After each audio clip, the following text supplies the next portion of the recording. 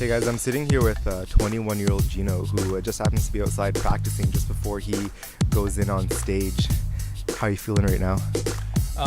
Pretty tired, just trying to stay focused and figure out what I need to do for this last performance. It's the last one of the night for me personally, so I just really want to give it the rest of my energy, so by the end of the day I leave it all on the stage. So yeah.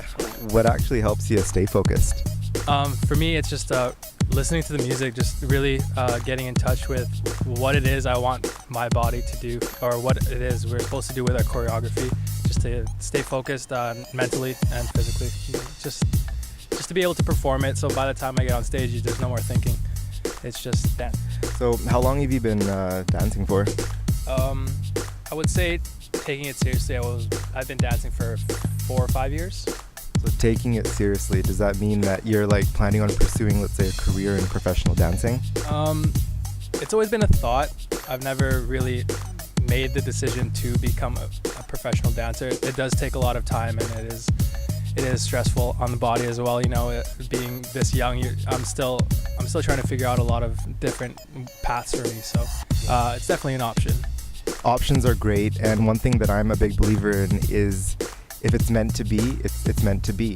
I think every avenue you should just pursue it to your fullest, and something will eventually come out of one of those avenues that you pursue. So if music happens, if meant to be, absolutely, that's fantastic. What are some other options that you have, sort of avenues that you've kept open for yourself to, later on in life to be? Well, since high school, I've just been trying to get my degree in business management.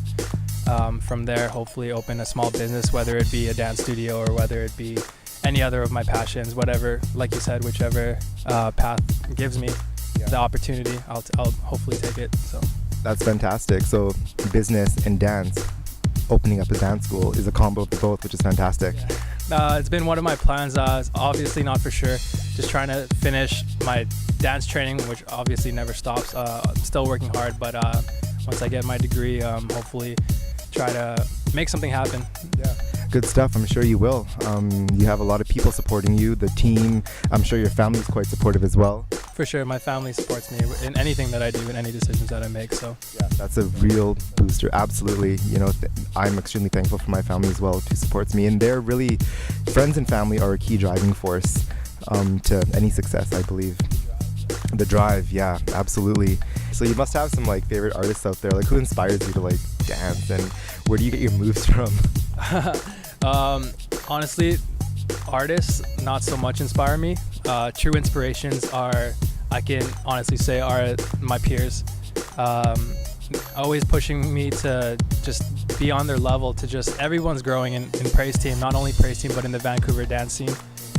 Just when you see everyone performing, when you see everyone's having their drive, their own personal drive to do what they do, is very inspirational. It's great. It's almost like their energy, sort of, you feed off of it, and it just gets you going. Definitely, for sure. Yeah, that's amazing, because sometimes people look at these stars and they say, hey, I want to be just like them. And it is possible, absolutely, but there's sort of that disconnect. It's hard to sort of relate when you're struggling to someone who's already made it. I guess it's easier to relate with people that are trying to make it as well. Yeah, that's fantastic.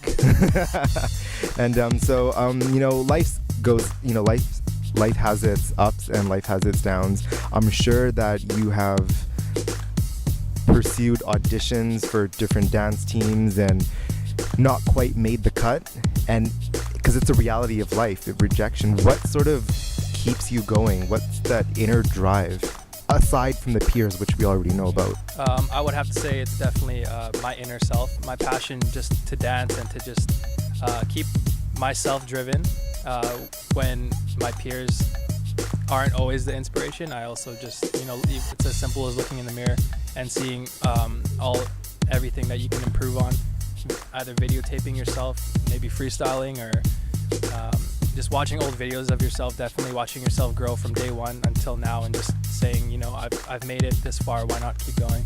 Yeah, good stuff, like self-constructive criticism and just practice, I guess. Good stuff. So what are some other passions of yours that you have? Before dance, since I was 3 years old, I've been playing basketball. Basketball. B-ball, who's your favorite team? It's a pretty intense time right now at the finals. Well, it was the Celtics, but they were knocked out. I just don't want Miami to win. You don't want Miami to win. You and a lot of people out there. Yeah, I'm probably one of millions who don't want the Heat to win this year. So, Do you have a favorite player? in the NBA, I honestly don't. I don't like to.